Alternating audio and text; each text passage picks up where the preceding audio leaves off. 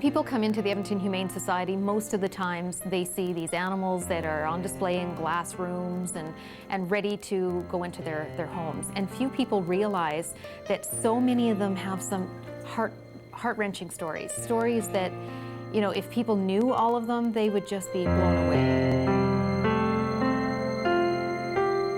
The staff and volunteers at the Edmonton Humane Society see their fair share of sick and injured animals on a regular basis. Few people realize that we have a hospital built right into this new facility, and we are saving lives, we're changing lives daily. Lives like that of one little dog who needed some care and kindness. A dog who came into us earlier this month, severely matted, in hair that was in clumps. This dog was in so much pain it could barely move. It was shaking, a poor little guy named Hemi.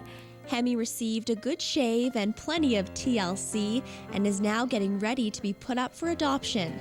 There are other cases, though, that require more intense medical attention, like Lancelot, a puppy who deserved a second chance.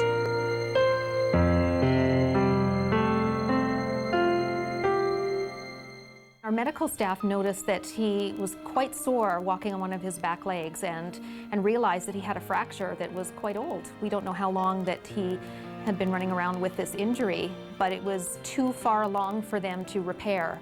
The only option for this dog to have a good quality of life so he wouldn't develop arthritis and so that he'd be quite comfortable was to have it amputated.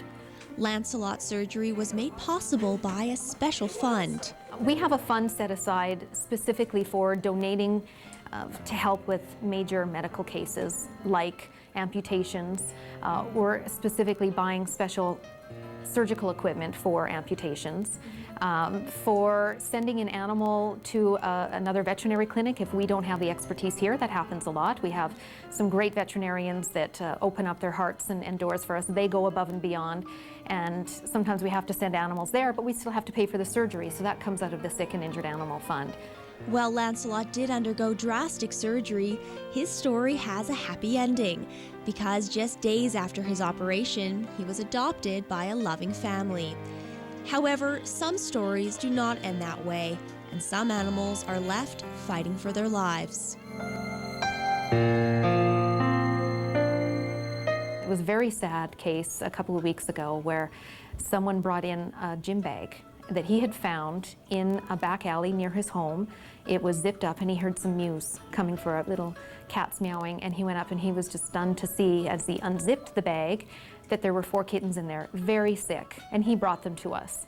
Thanks to this person, the kittens now at least have a chance, although the harsh neglect they experienced has left them with severe upper respiratory infections. When they don't have any vaccines on board, some of those diseases can be really bad. They're essentially a bad cold type situation, but especially when you're quite young and maybe a little run down, maybe not from the best circumstances as far as your diet and all that kind of thing as well, it can really take its toll, and they can even be fatal.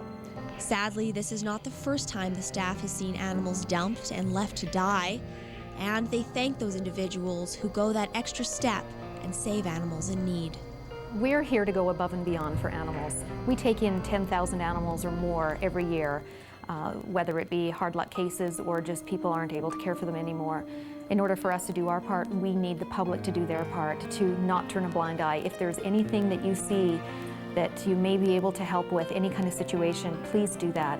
Whether it be seeing an animal that may be in distress, an abandoned animal, or if you think that perhaps there may be someone that may be not treating an animal well at all, let us know. That's what we're here for. We depend on the public to help us do our job. Elise Cerny, Shaw TV, Capital Region.